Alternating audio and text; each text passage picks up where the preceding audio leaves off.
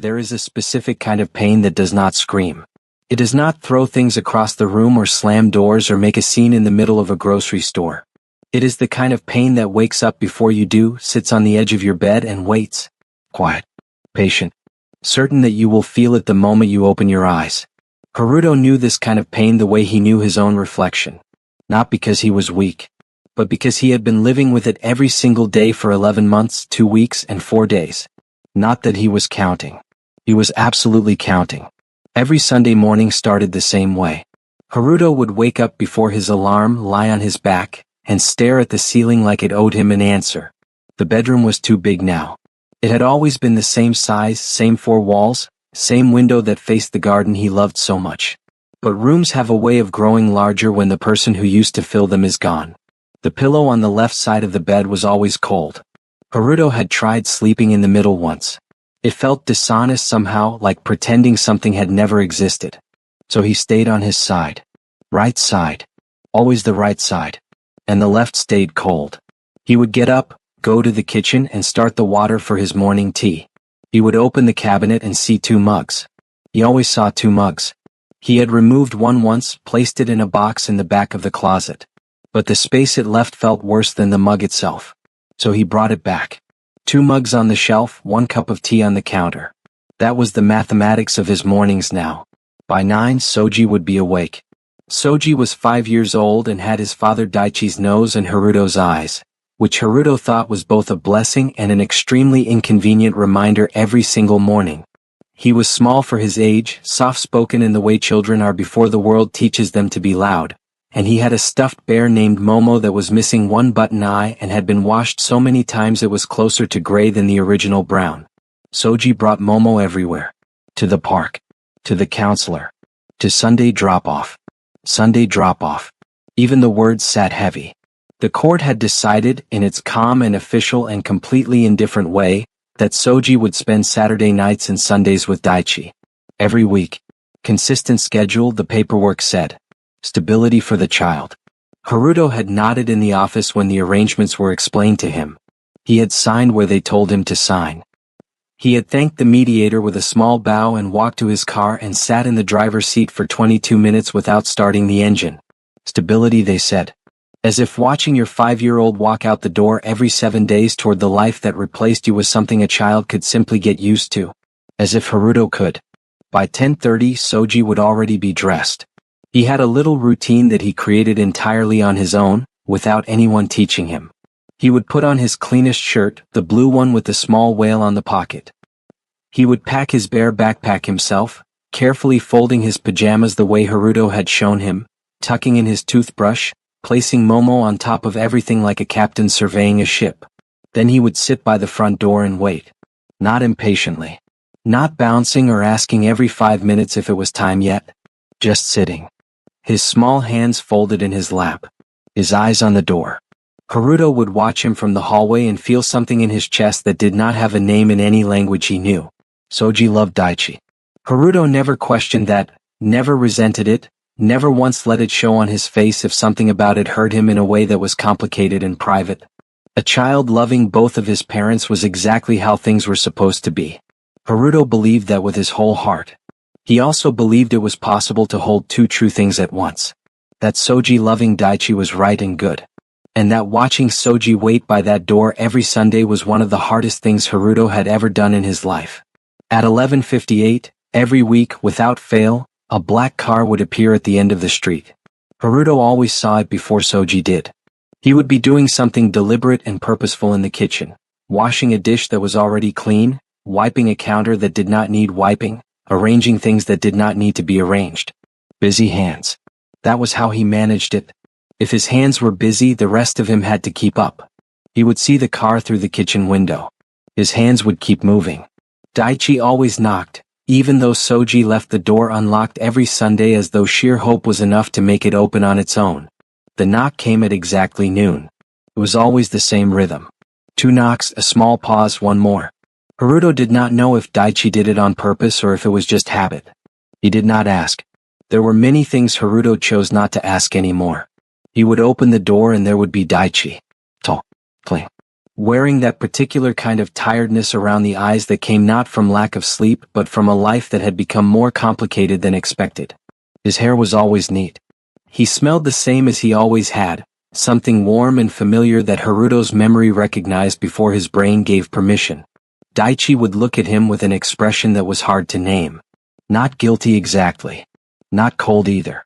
Something in between that Haruto had spent many evenings trying to understand and had eventually decided was not his job to figure out anymore. On a Sunday in early autumn, the kind where the air has not yet decided if it is done being summer, Haruto opened the door and performed the exact same version of fine that he had been practicing for months. Shoulders back. Eyes clear. Small smile that said everything is manageable here. He had gotten very good at this version of himself. He almost believed it sometimes.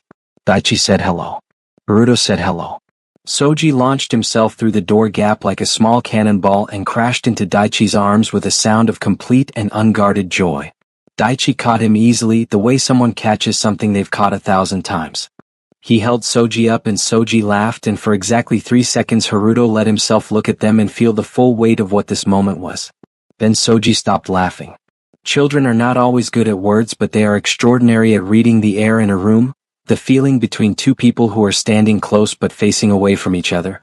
Soji turned his head and looked at Haruto with his two knowing 5-year-old eyes, and his little mouth did the thing it did sometimes, the slow wobble that meant something big was happening behind his face. "Daddy," he said, "are you gonna be lonely?" The question landed like a stone dropped into still water. Haruto felt the ripple go all the way through him. He bent down, right there in the doorway, and pulled Soji into a hug that was warm and steady and told him nothing he did not need to know.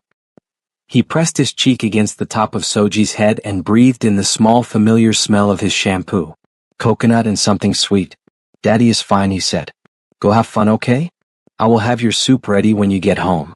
Soji hugged him back with both arms as hard as he could. Then he let go, adjusted Momo in the bare backpack, and took Daichi's hand. And that was when Haruto saw it. He had not meant to look. He was already beginning the process of closing the door, already preparing the careful transition back into his afternoon alone, when something in his peripheral vision caught and held. Through the car window in the passenger seat, sitting with her phone in her hand and her sunglasses on, was Yura. She was not looking at the house. She had no reason to. She did not know the specific geography of this doorway, what had been built here, what had come apart here, what it cost Haruto every Sunday to stand in exactly this spot and remain upright. She was just a person in a car. But she was the person in the car. The person Daichi had chosen when he decided the life he had built was not the life he wanted. Haruto looked for exactly 2 seconds. That was all he allowed himself. He closed the door. He stood in the hallway. He did not move for a long time. This was how he finally allowed himself to think about the night everything ended, in these quiet Sunday hallway moments when the house was too still to avoid it. Daichi had not been a cruel man. That was somehow part of what made it so difficult to carry. A cruel man was something Haruto could have built a wall against. But Daichi had been tired and distant and slowly somewhere else for so long that by the time Haruto found the messages, late-night messages, the kind written in the small careful language of someone saying more than they meant to, it had almost felt like confirmation of something Haruto already knew and had been refusing to name. When he asked, there was no yelling.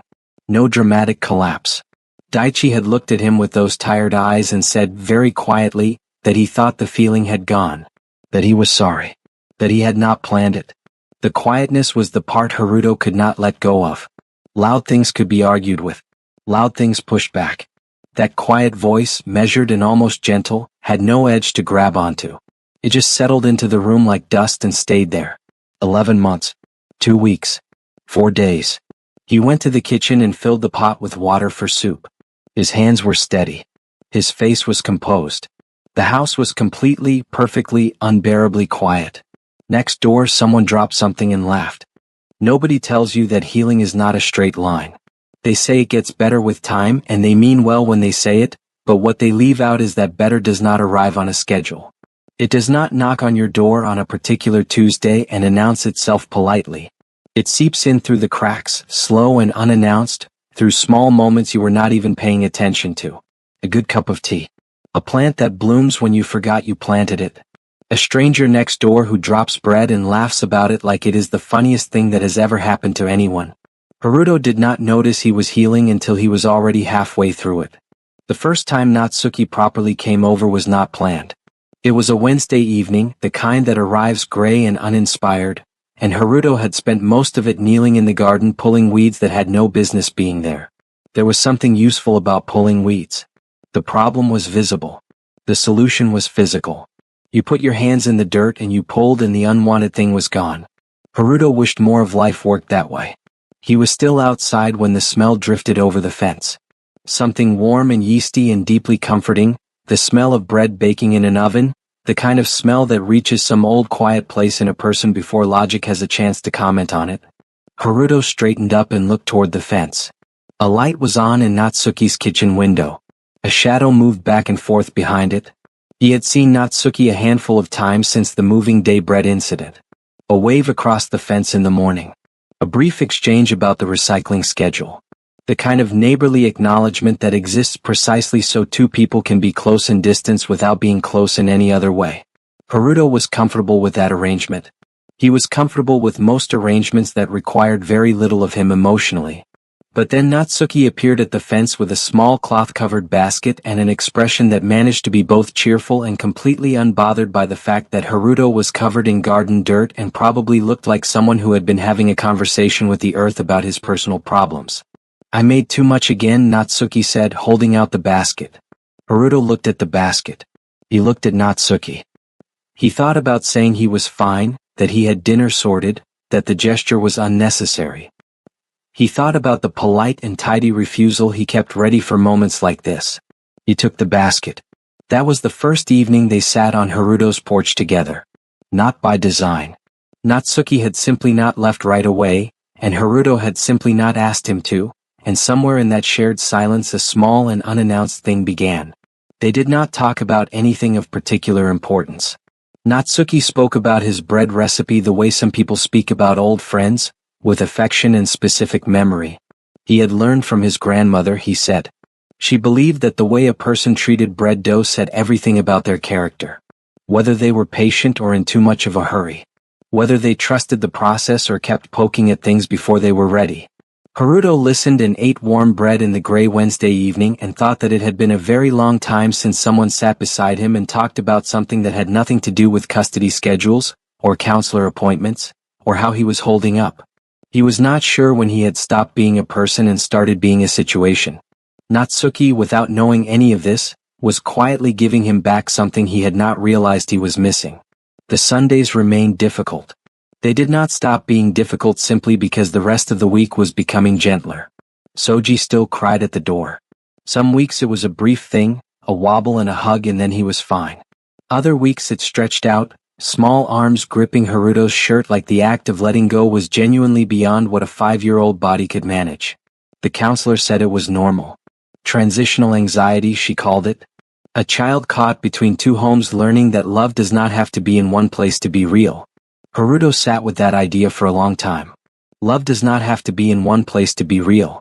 He wrote it on a small piece of paper and put it in the kitchen drawer, not on display, just somewhere reachable on the mornings it was hard to remember. What helped Soji slowly and then more noticeably was Natsuki. Not because Natsuki tried to be anything in particular to Soji. He did not arrive with an agenda or a plan or a careful script for how to win over a grieving child. He was simply present in the way genuinely warm people are present, without condition or performance. The first Saturday that Soji met him properly, Natsuki was in his garden humming something tuneless and satisfied. Soji, who approached most new people the way one approaches a dog of unknown temperament, stood at the fence and stared at him for a full minute and a half. Natsuki noticed but said nothing. He kept humming. Soji eventually said very seriously that he could also hum. Natsuki said he would very much like to hear that. What followed was a 10-minute humming exchange of absolutely no recognizable melody between a grown man and a 5-year-old, both of them completely committed to it. And by the end Soji was giggling so hard he had to sit down on the grass. Haruto watched from the kitchen window with the dish he was drying held motionless in his hands, and he felt that warm, confusing thing in his chest again, the one that had no proper name yet, the one he was not quite ready to look at directly. That same afternoon, Soji demanded to know how bread was made. Natsuki did not hesitate. He came through the gate with his basket and his flour, and he set up on Haruto's kitchen counter and gave Soji a full and serious lesson as though they were in a professional kitchen and Soji's future career depended on it. He explained about yeast like it was a living thing that deserved respect because he said it was. He let Soji do the mixing. He let Soji do the kneading, two small fists pushing into dough with enormous and slightly aggressive enthusiasm. He did not once say that Soji was doing it wrong, even when he was absolutely doing it wrong. The roll that came out of the oven was lumpy and slightly lopsided and had a small thumbprint fossil in the top where Soji had pressed too hard. Soji held it with both hands and looked at it the way artists look at finished work. It was, he announced, the best bread in the world. Natsuki agreed without a moment's hesitation. Haruto cut it into 3 pieces and they ate it at the kitchen table, and it was honestly not very good bread at all, and Haruto thought it was one of the best things he had eaten in a long time. It was around this time that Daichi began to change his behavior at drop-off. The changes were small at first. Arriving a few minutes early. Staying a few minutes longer at the door than the exchange required. Asking questions that were not about Soji. How are you? Not as a formality but with a particular weight to it, like he was actually waiting for the answer. Haruto noticed. Haruto noticed everything he always had. It was both a gift and an inconvenience. He answered carefully. Briefly. He gave nothing extra. One Sunday Daichi stood at the door after Soji had gone to the car and looked past Haruto into the house. The kitchen light was on. There were 2 mugs on the counter, but not the sad kind of 2 anymore. The kind of 2 that meant someone else had also recently had tea. There were garden gloves on the porch railing that were not Haruto's size. The house had a different feeling now, a lived-in intended feeling, and Daichi was looking at it the way someone looks at a painting they donated to a gallery and then later regretted giving away. He said that Haruto seemed different. Haruto said that he was. Daichi looked at the fence next door, at the light in Natsuki's window, at the gloves. His jaw moved in a way that was not a word. Then his phone rang, Yura's name on the screen, and he left. But he came early the next Sunday too. And the one after that. Haruto understood what was happening. He understood it clearly and without drama and with a very particular kind of sadness that was not grief exactly but something more like the feeling of seeing rain on a day you already had plans for. Daichi was beginning to realize what he had left behind. Not because he had grown or changed or done the work of understanding what went wrong. But because someone else was standing near it and it looked different from the outside than it had from the inside. That was not the same thing as deserving it back. On an evening that felt like the edge of something, Daichi came to drop off Soji and waited until Soji had run inside to find Momo, who had been left behind that weekend.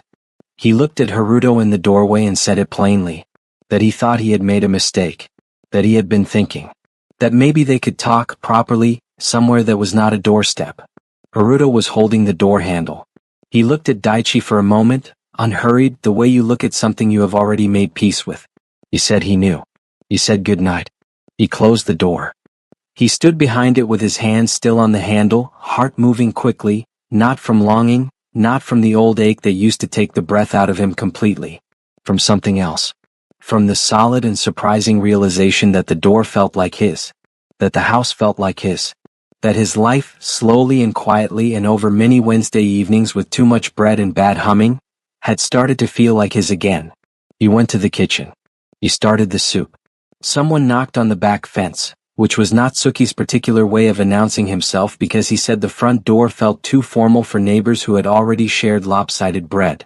Haruto opened the kitchen window. Natsuki held up a cloth bag and said he had made too much again. Haruto said he had better come in then. And the evening settled around them both like something that had been waiting patiently to begin. Closure is not a door that someone else opens for you. That is the thing about it that nobody warns you about when you are in the middle of waiting for it. You imagine it as a conversation, a final scene, a moment where everything that hurt finally gets acknowledged out loud by the person who caused it, and somehow that acknowledgement lifts the weight off your chest and you are free. You wait for that moment. You rehearse what you would say. You imagine different versions of it on quiet evenings when the house is too still and your thoughts have too much room to move around in.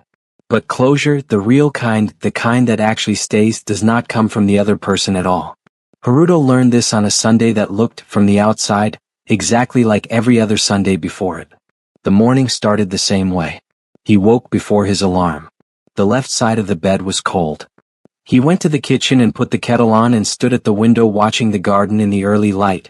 The tomatoes coming in well now, the small herb section Soji had planted with Natsuki one Saturday afternoon doing better than anyone had predicted. The garden looked full. Tended. Like something that was being taken care of by someone who intended to stay. Haruto made his tea and then made Soji's warm milk with honey, the Sunday morning ritual Soji required before he could function as a reasonable person, and he carried both to the small table by the window and sat down and was quiet for a while.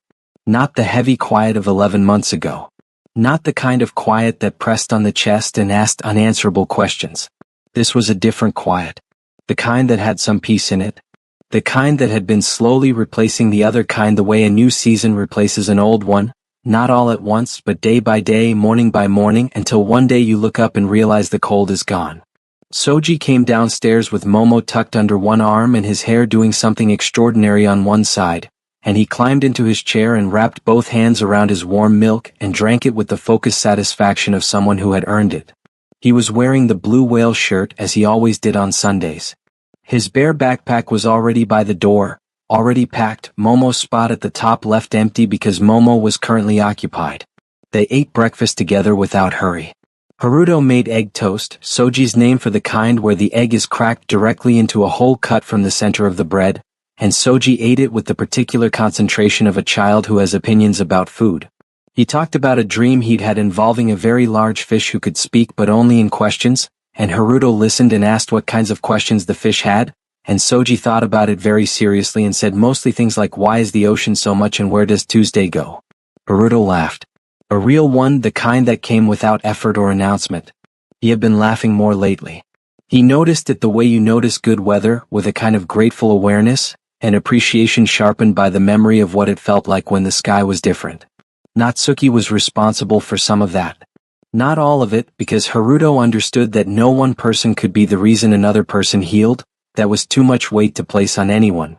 But Natsuki had created the conditions for it. He had shown up consistently and without expectation. He had made space beside him that was warm and had no requirements attached to it.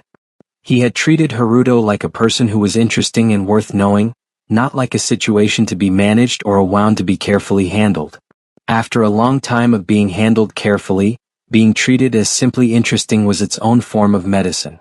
There was also the work Haruto had done alone, the counselor sessions, the mornings he chose to get up and tend the garden when staying in bed felt easier, the evenings he let himself feel the grief fully instead of pushing it into the kitchen drawer with the written reminders. Healing had been his own labor too, and he was not going to forget that. He had built this version of himself with intention and with patience and with more than a few evenings where he sat on the bathroom floor and questioned all of it. He was proud of himself in a quiet way. He did not need anyone to say it. He knew. By 11, Soji had changed into clean clothes and reorganized Momo into the backpack and taken his position by the front door. But something was different about this Sunday. The waiting had a lighter quality to it. Soji was humming the tuneless thing that Natsuki had taught him, swinging his feet against the chair leg in a comfortable rhythm. He looked up at Haruto and said that Natsuki promised to save him a bread roll. Haruto said that sounded like Natsuki.